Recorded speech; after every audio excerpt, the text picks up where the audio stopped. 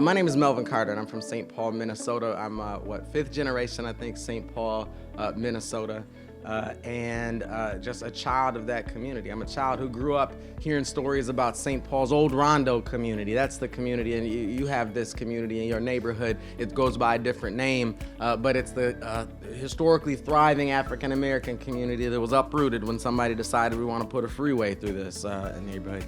You have that neighborhood in your city. You may not know which it is, but find out when you go back home. I grew up hearing those stories. We'd be riding on the freeway, and my father would, at a certain point, would say, "You are in my bedroom now." Because my grandparents owned over a half a dozen commercial properties on Old Rondo, which were taken to build that freeway. For all of us. And it, of course, wasn't just them. We had almost 700 families who lost their homes, who lost property, whose family inheritance was gutted to build that freeway. In today's dollars, I've seen research that suggests up to $157 million of wealth stolen from our African-American community. It occurs to me that in the 50s and the 60s, St. Paul may not have been the chocolate city we know it as today. And so St. Paul's number is 157 million, Evan. It is shocking to think about what Detroit's number might be, what Oakland's number might be, what Atlanta's number might be, Washington, D.C., Baltimore, what our national number might be. And so oftentimes we do this work as though we're starting from scratch. We're not starting from scratch. We're starting from burial. We're starting from intentional dismantling of that economic ecosystem that you were just talking about. And so we're not putting something together. We have to put something back together that was intentionally destroyed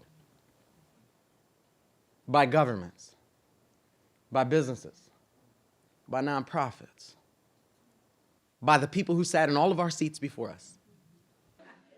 So one thing I've learned is that we know well what equity isn't. We know well how to sit in a room or see a policy or see a tweet and say, that's not equity. But we don't always know what equity is. And you can't build something. You can't project something. You can't create something on the basis of knowing what it's not. I will tell you, as a parent who is tired of trying to find teachers who look like my child, I will tell you, as somebody who could spend this whole morning telling you stories of being pulled over by the police when I know I wasn't speeding, I could tell you, as someone who knows what it feels like to pawn literally everything in your apartment and still not make rent, that I am tired of talking about equity. So we got to figure out what equity means, Evan. A long time ago in a former life, I went to business school at Florida A&M University. And my dean of my business school knew what she was talking about when she said the word equity. As a matter of fact, all of you private sector folks in the room know what you're talking about when you say equity. You're talking about money. Because the first definition of equity, I'm going to give you three things that characterize equity for us as far as our guiding definition in St. Paul. The first one is participation in an economy. Evan, if I own equity in a company, that just basically means if that company has a good quarter, I have a good quarter too.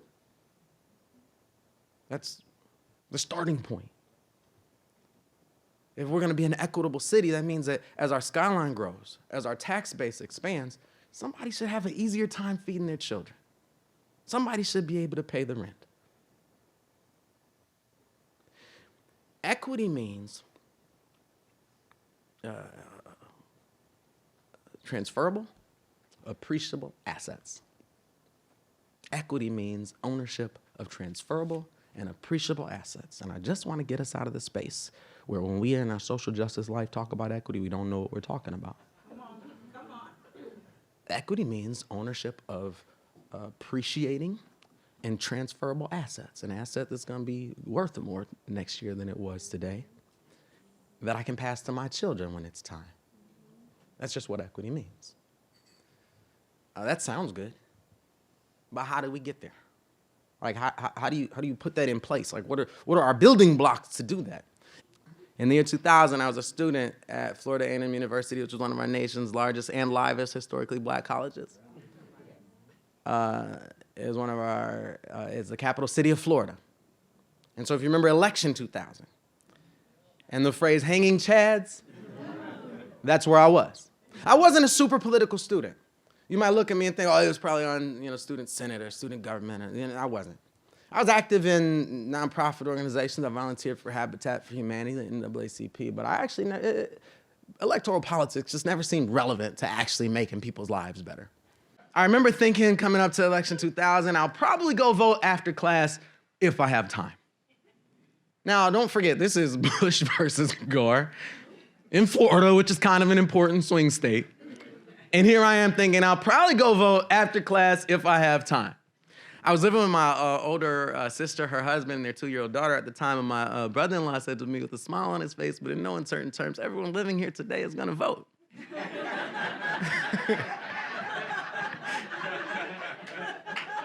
And I said, all right, that feels like a good deal. So I got in the car and we went to the polling place. It's a swing state. It's, an open election. It's record turnout. And we stood in line in the cold for about 30 or 45 minutes. And we stood there in the United States of America in the year 2000, arguing his right to vote, which seemed incredible. We were arguing his right to vote. And so I grew up in a middle-class life. I grew up in our public schools, and I grew up, in those history classes. It says, we've had some tough times in America back in the 60s, but we're past those days now. And all of a sudden, this experience in 2000, in the United States of America, it felt like, whoa, we're not done yet. And let me tell you, standing there, for me, was one of the most profound feelings of powerlessness I've ever felt in my life. Equity has to be about participation in the economy. Equity has to be about ownership of transferable and appreciable assets. And if we want to get there, equity has to be about inclusive decision-making processes. I would suggest that the reason we have disparities in America, the reason we have disparities in St. Paul, is because every decision that human beings ever make are designed to benefit the decider. And so if we really want the decisions that come from City Hall, if we really want the work of your organization to impact a broader set of people, the only real logical way to build that future is to create a broader set of decision makers. It's something that we are committed to in our city. When I first got elected and people said, who is your cabinet gonna be? Who's your transition team? And what they meant, as we decoded it, was like, who are the 12 to 15 most insidery insiders? And what we ended up doing instead was we put an call out in community and said, we need community members to come together and be our transition team. And we asked for a group of people to help us name our cabinet. Every member of my cabinet who I've ever hired has been hired through what we call our community-based hiring process, where we bring community members together to source resumes, to identify who meets minimum quals and who doesn't, to do the first set of interviews, and to pass forward to me a slate of finalists. When we first announced that we were going to do that, people looked and said, there's no way you're going to get the 100 people you need to make this happen. A week later, we had 300 volunteers, and there are 200 people who are mad at me to this day because we didn't have enough chairs for them in the room. A reporter asked me, why are you doing it this way? I said, this is usually something that's done by a small group of insiders. I said, it still is. We just have a big group of insiders these days. And so we're committed to this inclusive decision-making process. We're committed to bringing people into the process because when you do that, when people radically get to determine their own fate, then they'll make sure those decisions that are made in City Hall, they'll make sure that the work of your organization, they'll make sure that the work of your company it benefits a broader set of people. You know, people ask us all the time, why are you doing this? Like, why are you doing poverty alleviation differently? Why do you think there's room for, why do you think there's a need for a new approach? And I always turn the question on its head, like, give me one reason why we should keep the war on poverty going the way it has for the last 60 years. Spoiler alert, we're not winning. And what we find, as a parent who, when my oldest child was born, we were on WIC. If you know anything about WIC, you know is nutritional supports for women, infants, and children. We could walk into a grocery store every couple of weeks and get more milk, more eggs, more peanut butter than we could possibly figure out what to do with in the 10 days until we got another book of coupons. The thing is, my daughter was born with a life-threatening allergy to peanuts. My daughter was born allergic to dairy, and my daughter was born allergic to eggs. So we could walk through the grocery store and get milk enough to bathe in, but none of the soy milk that she could actually drink. We could get eggs. We could get peanuts, but none of the almond butter that she could actually eat. And I would be so angry that somebody in some hall of government decided they knew more about what my child needed than I did. And what we learn is when people make decisions about us, without us, then what it does is it either weakens or even weaponizes the systems that we all pay into that are supposed to be helping us raise our children. Now, that's something that's personal to me because, you know, I already told you I'm from Minnesota. And so that means names like Philando Castile. That means names like Dante Wright. It means names like Amir Locke, and certainly names like George Floyd are intensely personal to me. And when we saw that protest movement that went far beyond Minnesota, that went across the globe, I would suggest that I don't think people were just protesting police violence again on unarmed black men. I think people were protesting all of the different ways in which it just feels like these systems that we pay into, that these systems that we're told we can trust, and frankly, these systems that we have no other choice but to rely on, just feel like they have their knee on our neck. And so turning that notion around really is a matter of life and death. There's no two ways around it. Turning that system around, turning that set of systems around, really is a matter of life and death. And that means when we bring people into the decision-making processes, it's about bringing people into the opportunity and the ability to determine their own dignity. Bringing people into the opportunity to raise their own children in the way that they know their children need to be raised. It's about turning this model on its head that says poverty in America is created by a lack of character. That's why we aren't winning the war on poverty, because we don't know what it is. And it's pretty simple. Poverty in America is caused by a lack of money. And in fact,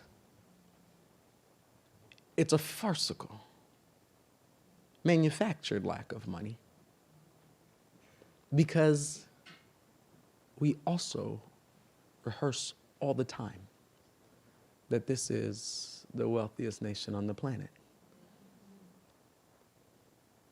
So poverty is, in that case, created by a broken ecosystem, by a broken economic ecosystem that is human-made. And if people can make it, the good news is that people can dismantle it.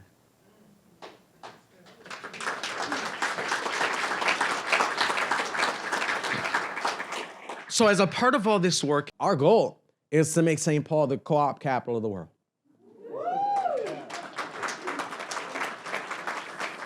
We want more businesses owned by low-income workers. and more buildings owned by low-income tenants per capita than any place in the world. And it's really not for those people.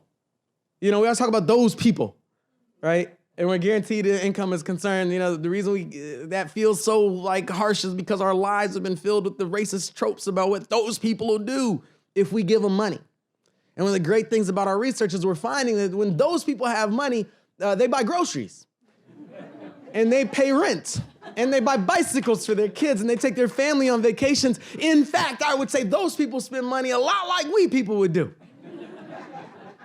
Because we're finding out for once and for all, there really was no they and us in the first place, just a really big we in humanity. And so, the opportunity to own a business isn't just for those people. It's because our demographics are changing. It's for the stability of our regional economy. It's for the stability of our national economy in a country that's becoming more and more diverse. It's for our ability to just say, we are charting a path to an inclusive and equitable future, and we know what inclusion means, and we actually know what equity means for the first time. I told you I went to school in Florida, and I told you that story about Election 2000, and the crazy thing about Election 2000 is the leader of the free world was decided by 537 votes. The winner of that election was the president for 8 years. So the course of this country and the course of this world was incredibly influenced by 537 votes, which means that if all of us, you said there's 100 people in this room, 125 people in this room, which means that if all of us had just talked to 5 people, that the whole course of humanity could have been different. That's a remarkable opportunity for us. My challenge for you is this. You don't have to change the entire world. If you work in an organization, if you work in a city, if you work in a community, if you work in a company that you need to have a broader impact on a broader set of people, all I'm asking you to do is make sure that you're working for an inclusive economy.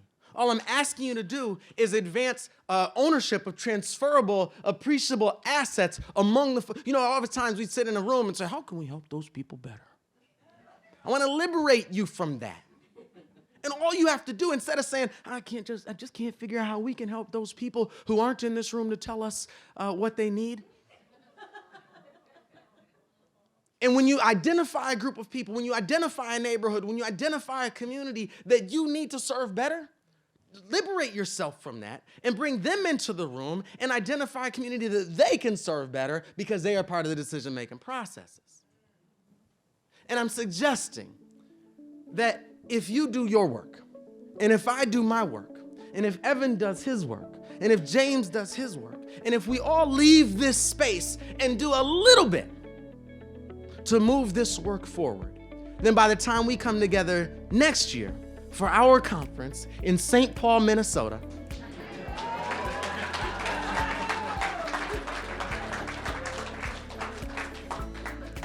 we can find ourselves in a fundamentally and transformatively different place. Thank you for sharing space with me this morning.